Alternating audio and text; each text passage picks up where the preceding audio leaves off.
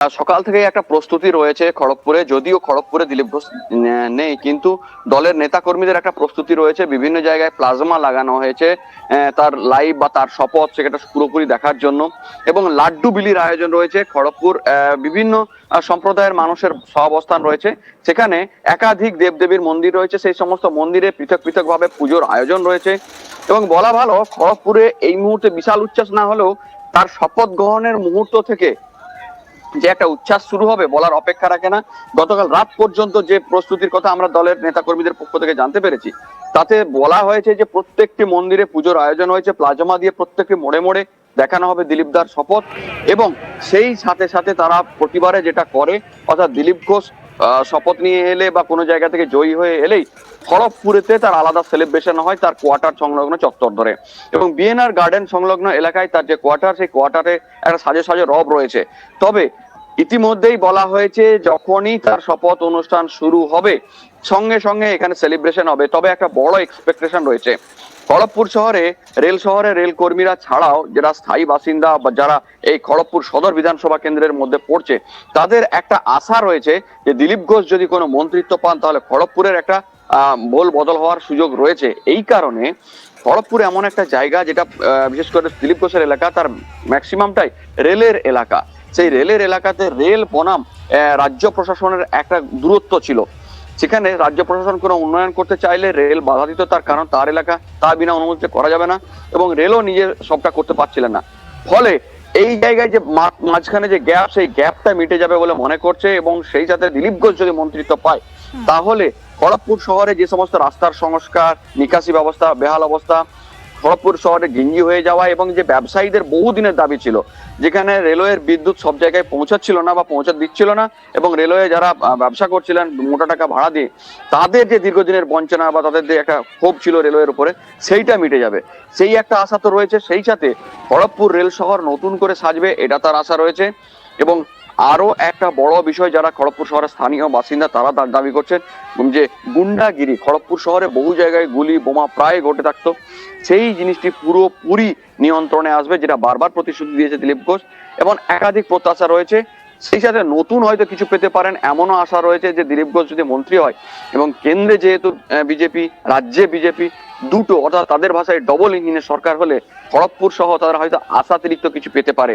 যদিও রেলের এলাকায় রেল সম্পর্কিত বিভিন্ন রকম উন্নয়ন হয়েছে, অমৃত ভারত স্টেশন হয়ে গিয়েছে খড়গপুর স্টেশন চত্বর পুরো, এবং তারপরেও একাধিক জায়গার রাস্তার কিছুটা কিছুটা সংস্কার হয়েছে, কিন্তু পুরোনো যে সমস্যাগুলো, খড়গপুর সেন্ট্রাল বাস স্ট্যান্ড সংলগ্ন রাস্তা, ব্যবসায়ীদের ঘিঞ্জি পরিবেশ, সেইগুলি হয়তো মিটবে। এবং যে বস্তিগুলো রয়েছে, বস্তির একাধিক অনুন্নয়ন রয়েছে, সেগুলো হয়তো সমাধান হবে, যেটা পৌরসভা চেষ্টা করেও করতে পারছিল না, সেই সমস্যার সমাধান হবে।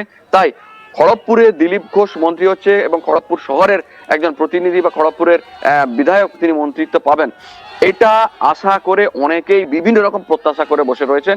বিশেষ করে বিভিন্ন আজকে কি খড়গপুর থেকে যারা দিলীপ ঘোষের যারা সাপোর্টার, তারা কি আজকে আসছেন এই শপথ গ্রহণ অনুষ্ঠানে? অনেকেই পৌঁছে গিয়েছেন গতকাল থেকেই।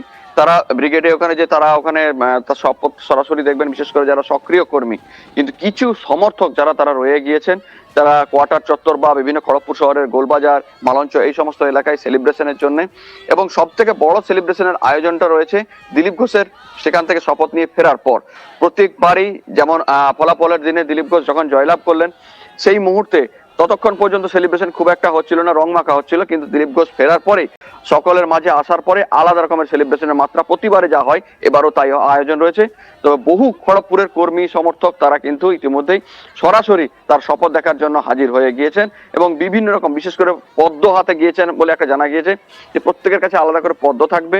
অর্থাৎ এবারের উচ্ছ্বাসের মাত্রা সম্পূর্ণ আলাদা। এবং আমাদের দর্শকদের জানিয়ে রাখি, খড়গপুর সেই জায়গা রাজ্যের মধ্যে বিজেপির, যেখানে সব থেকে প্রথম বিজেপির উত্থান সূচিত হয়েছিল, তখন দিলীপ ঘোষ রাজ্য সভাপতি ছিলেন 2016 সালে, এবং সেই সময় থেকে রাজ্য সভাপতির তিনি যখন প্রথম 16 সালে ওই এলাকায় বিধায়ক হিসেবে নির্বাচিত হন, তিনি পুরনো একটা পাথর বলা ভালো, জ্ঞান সিং সোহনপাল কংগ্রেসের বহু বছরের বহু দশকের বিধায়ক বারবার হয়ে আসছিলেন, সেই জ্ঞান সিং সোহনপালকে হারিয়ে বিজেপির বিধায়ক হিসেবে তিনি নির্বাচিত হয়েছিলেন, যা একটা বড় উত্থান সূচিত করেছিল রাজ্য বিজেপির কাছে। এরপরে রাজ্য বিজেপির সভাপতি হিসেবে দিলীপ ঘোষ তার দায়িত্ব পালন করেছেন। সেই এলাকাতেই 3 বছর পর 19 সালে আবার সেখানেই দাঁড়িয়েছিলেন, মেদিনীপুর লোকসভার সাংসদ হিসেবে জয়ী হয়েছিলেন দিলীপ ঘোষ। পর জয় সূচিত হয়েছিল, কিন্তু তারপরে অবশ্য কিছুটা পরিবর্তন হয়েছিল। তার কারণ দিলীপ ঘোষ সরে যেতেই বা দিলীপ ঘোষ একটু নিজের সংসদ এলাকা নিয়ে দৃষ্টি করতেই পরবর্তীকালে যে উপনির্বাচন হয়েছিল সেখানে কিন্তু তৃণমূল জয়ী হয়ে গিয়েছিল। অবশ্য তারপরে আবার যে নির্বাচন হয় সেখানে হিরণ চ্যাটার্জি বিজেপির জয়লাভ করে, এবং তারপর যেটা ঘটে পুনরায় এই যে নির্বাচন হলো সেই নির্বাচনে কিন্তু দিলীপ ঘোষ জয়লাভ করেছেন এবং মোটা ব্যবধানে জয়লাভ করেছেন। একদম। সব এবং এই মিলিয়ে যে রেল শহর একেবারে বলা যেতে পারে যে দিলীপ ঘোষের একেবারে চেনা শহর, হাতের তালুর মতো চেনা, এবং সব মিলিয়ে কিন্তু দিলীপ ঘোষ শপথ নিয়ে ফিরলে এখানে আরো বড় সেলিব্রেশন হবে। খড়গপুরে দিলীপ ঘোষ নেই, কিন্তু দলের নেতা কর্মীদের একটা প্রস্তুতি রয়েছে, বিভিন্ন জায়গায় প্লাজমা লাগানো হয়েছে তার লাইভ বা তার শপথ সেটা পুরোপুরি দেখার জন্য, এবং লাড্ডু বিলির আয়োজন রয়েছে। খড়গপুর বিভিন্ন সম্প্রদায়ের মানুষের সহাবস্থান রয়েছে, সেখানে একাধিক দেবদেবীর মন্দির রয়েছে, সেই সমস্ত মন্দিরে পৃথক পৃথক ভাবে পুজোর আয়োজন রয়েছে। এবং বলা ভালো, খড়গপুরে এই মুহূর্তে বিশাল উচ্ছ্বাস না হলেও তার শপথ গ্রহণের মুহূর্ত থেকে যে একটা উচ্ছ্বাস শুরু হবে বলার অপেক্ষা রাখে না। গতকাল রাত পর্যন্ত যে প্রস্তুতির কথা আমরা দলের নেতাকর্মীদের পক্ষ থেকে জানতে পেরেছি, তাতে বলা হয়েছে যে প্রত্যেকটি মন্দিরে পুজোর আয়োজন হয়েছে, প্লাজমা দিয়ে প্রত্যেকটি মোড়ে মোড়ে দেখানো হবে দিলীপ দার শপথ। এবং সেই সাথে সাথে তারা প্রতিবারে যেটা করে, অর্থাৎ দিলীপ ঘোষ শপথ নিয়ে এলে বা কোনো জায়গা থেকে জয়ী হয়ে এলেই খড়গপুরেতে তার আলাদা সেলিব্রেশন হয় তার কোয়ার্টার সংলগ্ন চত্বর ধরে, এবং বিএনআর গার্ডেন সংলগ্ন এলাকায় তার যে কোয়ার্টার, সেই কোয়ার্টারে একটা সাজে সাজে রব রয়েছে।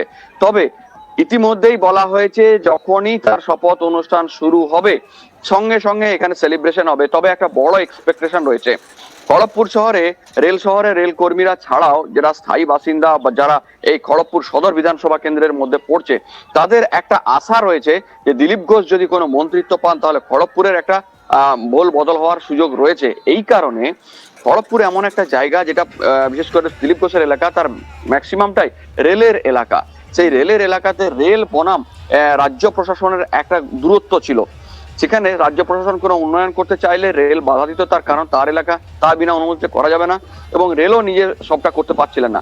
ফলে এই জায়গায় যে মাঝখানে যে গ্যাপ, সেই গ্যাপটা মিটে যাবে বলে মনে করছে, এবং সেই সাথে দিলীপ ঘোষ যদি মন্ত্রিত্ব পায় তাহলে খড়গপুর শহরে যে সমস্ত রাস্তার সংস্কার, নিকাশি ব্যবস্থা বেহাল অবস্থা, খড়গপুর শহরে গেঞ্জি হয়ে যাওয়া, এবং যে ব্যবসায়ীদের বহুদিনের দাবি ছিল যেখানে রেলওয়ের বিদ্যুৎ সব জায়গায় পৌঁছাচ্ছিল না বা পৌঁছা দিচ্ছিল না, এবং রেলওয়ে যারা ব্যবসা করছিলেন মোটা টাকা ভাড়া দিয়ে, তাদের যে দীর্ঘদিনের বঞ্চনা বা তাদের যে একটা ক্ষোভ ছিল রেলওয়ের উপরে, সেইটা মিটে যাবে, সেই একটা আশা তো রয়েছে। সেই সাথে খড়গপুর রেল শহর নতুন করে সাজবে, এটা তার আশা রয়েছে।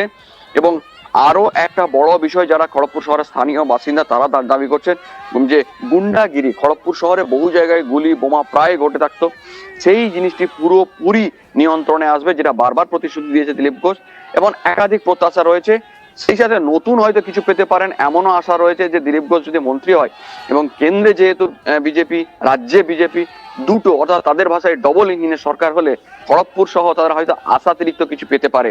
যদিও রেলের এলাকায় রেল সম্পর্কিত বিভিন্ন রকম উন্নয়ন হয়েছে, অমৃত ভারত স্টেশন হয়ে গিয়েছে খড়গপুর স্টেশন চত্বর পুরো, এবং তারপরেও একাধিক জায়গার রাস্তার কিছুটা সংস্কার হয়েছে, কিন্তু পুরোনো যে সমস্যাগুলো খড়গপুর সেন্ট্রাল বাস স্ট্যান্ড সংলগ্ন রাস্তা, ব্যবসায়ীদের ঘিঞ্জি পরিবেশ, সেইগুলি হয়তো মিটবে।